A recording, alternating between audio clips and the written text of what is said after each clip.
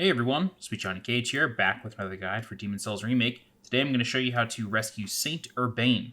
Saint Urbain will sell you very powerful miracles in exchange for boss souls. So if you're going for a faith build, or if you're just going for the All Miracles trophy, you're going to need to rescue Saint Urbain. Luckily, he's pretty easy to find and take care of. So what we're going to do is we're going to go to the Archstone of the Shadowmen for the Shrine of Storms and warp to the Ritual Path. Once we warp here, I'm going to show you the full path to get to him. I'm not going to skip anything. So we're going to walk down this staircase, drop off, and then walk through this passageway.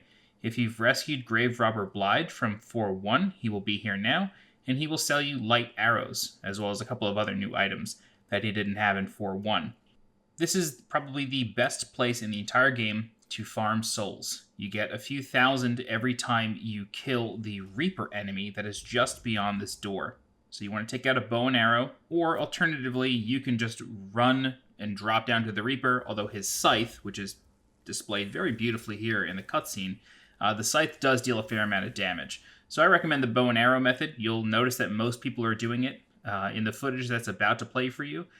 There's going to be a white phantom, somebody using the Xanthus crown, doing the same exact things. This is probably the greatest farm spot in the entire game for souls. So what you want to do is just stand here, and then take out your bow and arrow, and just shoot the Reaper repeatedly until he dies. He will start walking away, and you need to be careful because there's a few ghost enemies that are walking towards you very slowly. But once you kill the Reaper, they all die, and then you get 3,700 souls just for killing one enemy. It's the best farm spot in the entire game. Don't forget to loot him for a chance at the War Scythe, and then once you're ready, walk behind his altar, and then you're going to come to this room here with Patches the Hyena. If you've rescued Grave Robber Blige and spoken to him at his post in 4-2, where we just passed him, and you talk to him repeatedly, he will tell you about Patches the Hyena and that he is setting up traps for unwitting adventurers to fall into. So basically, Patches' whole deal is that he kicks people into pits and then waits for them to die and then grabs the treasure off their corpse. However, we can turn him into a vendor, and the reason I'm explaining all this is because this all has to do with Saint Urbain.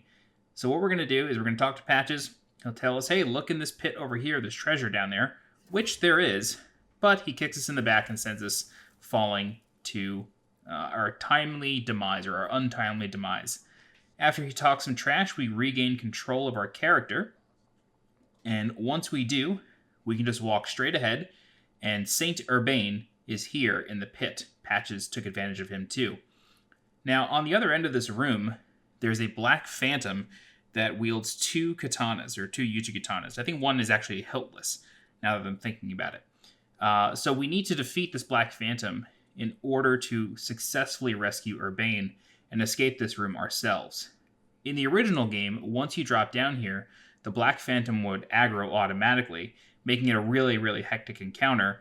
But it seems in the remake they've either changed your falling position or they've pushed the Black Phantom closer to the door, because that no longer happens. I only have the Providential Ring equipped on this character. I'm not using the Thief Ring or the Grave Robber Ring, and this guy didn't aggro until I moved towards him. So it's one way to do it. You'll notice that when he hits me, he takes 32 damage. That's because he's using a weapon called Hiltless, which is a sword that has no hilt. It does a lot of damage, but because you're just holding a raw blade, it's also cutting his hand. The only real strategy for this guy is to either backstab him by baiting out attacks and using a high block rating shield, or doing what I'm doing and attempting to parry him a good deal. So once he's dead, don't forget to wait for his corpse to disappear, and then we can get his treasure. And this Black Phantom appears no matter what your world tendency is. But he'll drop a Stone of Ephemeral Eyes, Moonshade Stone Chunk, and if this is the first Black Phantom that you have killed, he will also drop a Black Stone, which you can use for invading. So once the Black Phantom is dead, talk to Urbain again. He will thank you, Umbasa, and then we can now leave this area safely. There is a treasure in this room that's on top of the pillar. That is the magic sword Makoto, right there. I have a whole guide on how to get that. It requires pure white world tendency, so you can't get it unless you have pure white world tendency.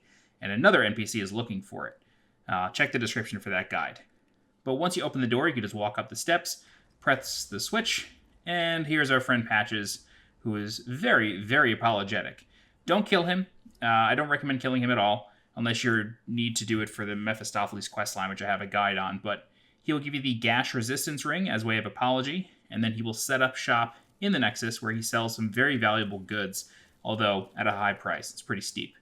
With Urbain rescued, he will also set up shop in the Nexus behind the Archstone for Boletarian Palace, or Archstone of the Covetous King, next to Blacksmith Ed and Stockpile Thomas. I sort of call this area the Miracle Corner, or the Faith Corner.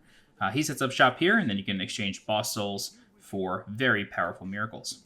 And that's it. If you have any questions, please feel free to leave a comment. I'll do my best to help you out.